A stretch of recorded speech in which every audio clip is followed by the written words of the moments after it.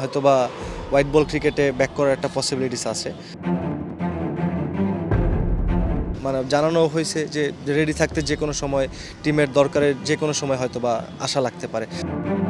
চলতি Dhaka premier division cricket লিগে 4টা ইনিংসে ব্যাট করেছেন, 2টা 50, 1টা সেঞ্চুরি, 2টা ইনিংসে আবার অপরাজিত। একটাতে 200 স্ট্রাইক রেটে ব্যাট করেছেন, একটাতে 150+ স্ট্রাইক রেটে, আরেকটাতে 100+ স্ট্রাইক রেটে। মোসাদ্দেক হোসেন সৈকত জাতীয় দলে কিন্তু ঠিক ওই জায়গাটায় মোসাদ্দেক যেই জায়গাগুলোতে ব্যাট করেন সেই জায়গাগুলোতে একজন ব্যাটসম্যানের অনেক বেশি অভাব বোধ করছে ন্যাশনাল টিম ম্যানেজমেন্ট। মুশফিকুর রহিমকেও কিন্তু অফার করা হয়েছিল, তিনি আসলে ওয়ানডে খেলতে চান না। মোসাদ্দেক, আপনার পর্যন্ত কি সেই অফারটা বা সেই চাওয়াটা এসেছে? না, এইভাবে আসলে কথা হয়নি, মানে জাস্ট খালি ম্যানেজমেন্ট থেকে আমাকে একবার জানানো হয়েছে যে আইসা প্র্যাকটিসে জয়েন করতে, বাট মানে খেলবো বা মানে ওই সিরিজেই খেলবো বা এরকম কোনো কিছু হয়নি। মাঝখানে নিউজিল্যান্ডের বিপক্ষে ওডিআই যে সিরিজটা ছিল ওই সময়টা আপনাকে ডেকে পাঠানো হয়েছিল, আসলে এটা কি ছিল বা ন্যাশনাল টিমে কলটা কি আসছিল এরকম একটা ভাব? কারণ লাস্ট 4 বছর আগে আপনি সবশেষ খেলেছিলেন সেই হারারেতে জিম্বাবুয়ের বিপক্ষে ওডিআইতে। অবশ্যই ম্যানেজমেন্ট থেকে একটা প্ল্যান ছিল যে হয়তোবা হোয়াইট বল ক্রিকেটে ব্যাক করার একটা পসিবিলিটিস আছে। তো সেই জায়গা থেকে ক্যাম্পে টিমের সাথে প্র্যাকটিস করা এবং মেন্টালি ওইভাবে প্রিপারেশন নেওয়া বা টিম ম্যানেজমেন্টের সাথে মানে আলোচনা হওয়া, মানে জিনিসটা হয়তোবা একটু আঁচ করতে পারতেছিলাম যে হয়তোবা একটা সুযোগ আসলেও আসতে পারে। বাট তখন আমি বলেছিলাম যে আমার যখন সামনে যে খেলাগুলো থাকবে আমার সেখানে পারফরমেন্স করতে হবে।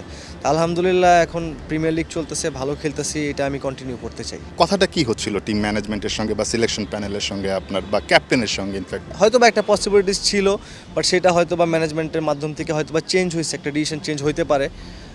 পজিটিভ নেগেটিভ সব দিকই থাকবে সেখানে।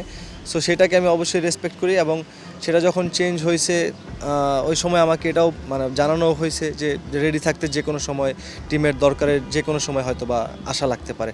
সো আমি ওইভাবেই মেন্টালি প্রিপারেশন প্র্যাকটিস থেকে শুরু করে সব কিছু আমার মতো করে প্রিপারেশন নেওয়ার চেষ্টা করতেছি, বাকিটা আল্লাহ ভরসা। এই সময়টা আবার অস্ট্রেলিয়া আসছে, ওডিআই সিরিজ শুরু হবে এবং যেটা বলছিলাম মারাত্মক একটা ক্রাইসিস ওই জায়গাটাতে ব্যাটিং অর্ডারে যদি আমরা দেখি।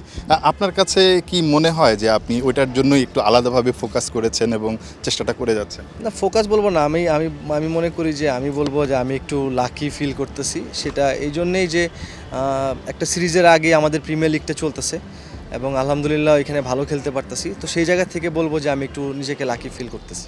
আমি ওইভাবে মেন্টালি প্রিপারেশন নিয়ে রেখেছি এবং আমার কাছে মনে হয় যে আমি প্রিপেয়ার্ড, যে আমি সামনে যে চ্যালেঞ্জটাই আসুক না কেন আমি সেটা মানে মোকাবেলা করার জন্য প্রস্তুত থাকবো।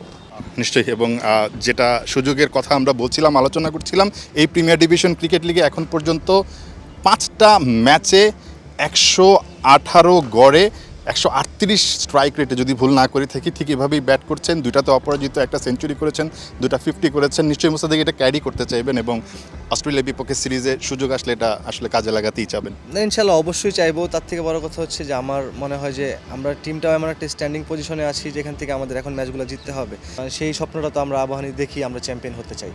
আবাহনীকে চ্যাম্পিয়ন করুন, একই সাথে আপনার ন্যাশনাল টিমে যে প্রত্যাবর্তনটা এটাও ঠিক অল্প সময়ের মধ্যে হোক সেই প্রত্যাশাটা আসলে আপনার ভক্তরা করেন, নিশ্চয়ই আপনিও করছেন।